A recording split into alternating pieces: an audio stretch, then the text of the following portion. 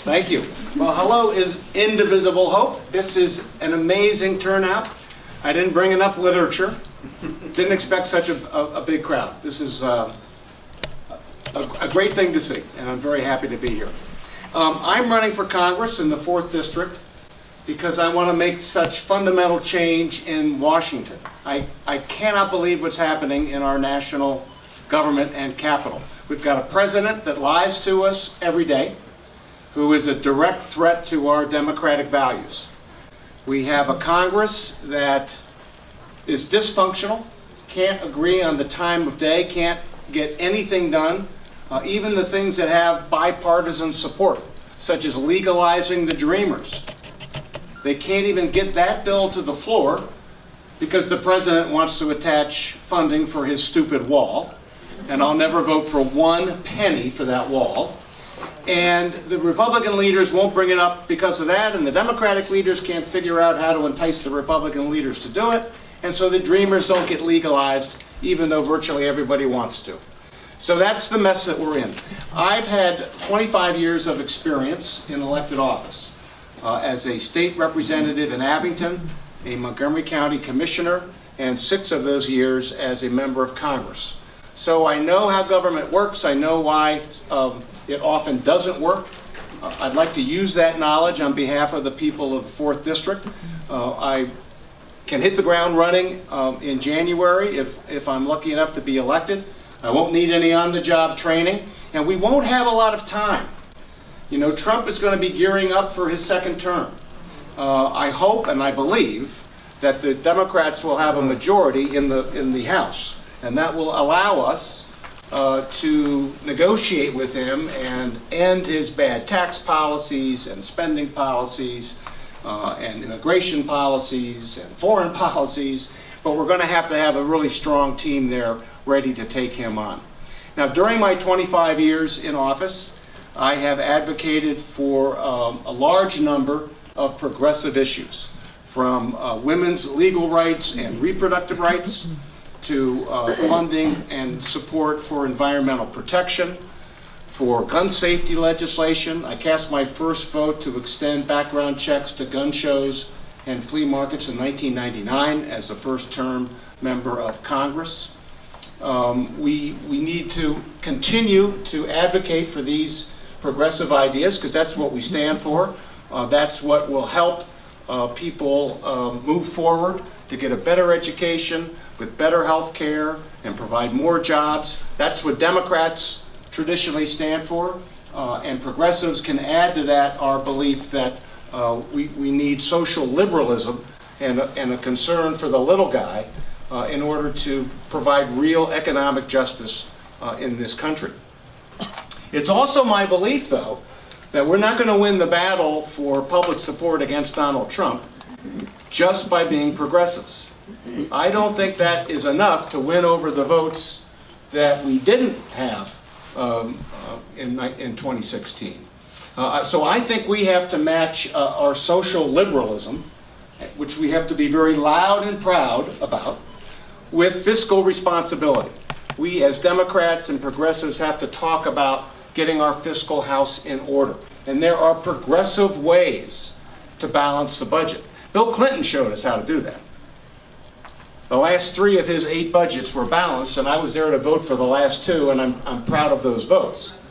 So what we need to do is convince the American people that we can be fiscally responsible. The reason we need to do that is if we don't have balanced funding and sustainable funding, there'll be no money to spend on the things we want to spend it on public schools and environmental protection and health care and all the other things we care so deeply about.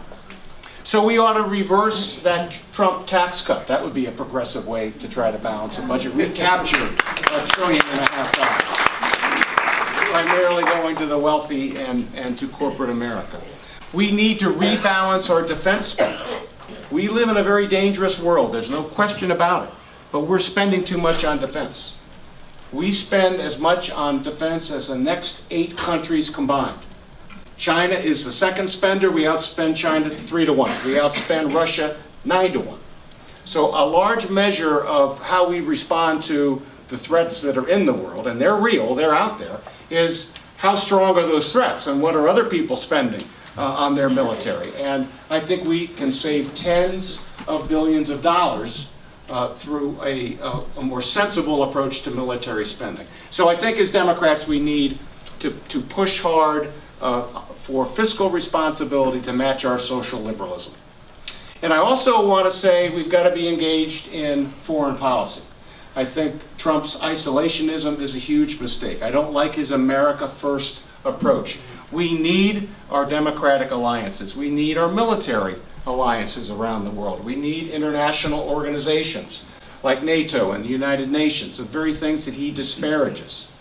It could be because North and South Korea are ready to reach a peaceful settlement, that there will be a peaceful settlement on the Korean Peninsula. And I would be delighted. We all should be delighted if that happens. It will make the world safer. Donald Trump is going to get credit for it. After calling him Little Rocket Man and insulting the North Koreans and all the rest, he's going to get credit, and that's just going to encourage him to keep doing this bully boy, fact-free, brainless kind of it's not even diplomacy. It's just the way he barks at the world. And we have to be prepared to demonstrate why doing things in a multinational way makes sense for America and protects our security and protects our friends like Israel around the world. I think his decision to pull out of the Iran deal is a disaster. It wasn't a perfect deal because it didn't address the missiles of Iran or the bad behavior of Iran. And Iran's a bad actor. But it did stop their development of nuclear material, and it did allow inspectors into Iran. And it gave us the opportunity to do another agreement, and maybe a third agreement, along with our multinational allies and friends, and along with the threat of sanctions. Now, why would Iran do another deal with us? They won't. And I think the president has put us in a very dangerous situation and exposed Israel to more danger in the Middle East. Well, thank you for listening. As long as I've been alive, the United States has been the only superpower in the world who was dedicated to protecting freedom and liberty around the world, and certainly here at home. And that duty surely endures. I want to fight for an America that nurtures our children, that protects the least, the last, and the lost among us, and that strives every day to create economic opportunity and social justice for every single American. I hope you'll join me in that fight. Thank you. 2 minutes? A couple of questions? Yes. Joe? Will your plan to support environmental issues include creating legislation that requires all new houses, as of a certain point, must include solar panels? Wow. Probably not, because I'm not sure that's a federal issue. I'm a strong proponent of solar and wind. We need to develop renewables, absolutely. I'm not sure the federal government should mandate every single-family house have solar panels on the roof, but we need to invest more in that. I worked for Ed Rendell for a time as his Deputy Secretary for International Business. My job was to bring investment from Germany and Spain in wind and solar technology that the Western Europeans have figured out how to make money from. They're 25 years ahead of us. We need that technology here. We need to learn from it, and we need to figure out how to make money from renewables. But to be honest, I'm not sure a federal mandate like that would be appropriate. Yes. I'm addressing this to the rest of the people who are already talking. I'm wondering what is going to be done to protect our ballot in the midterms. Is there going to be paper ballots? Can we have some? I mean, Russia is still interfering, and I know it hasn't been brought up tonight. But we want those midterms to be fair. Correct. So I'm just wondering, is there any legislation? Is there anybody doing anything to try and get our ballot box? The county commissioners are buying new voting machines. Now, I'm not sure when they will buy them. Does anybody know when they'll be online? 2019. Yeah, 2019. Oh, not for 2018. And we don't have paper ballots, or can we get that? Well, no, the commissioners are going to use the machines that Oh, I see, okay. that they have. The new technology they're buying, I believe, will protect our ballot security even more effectively.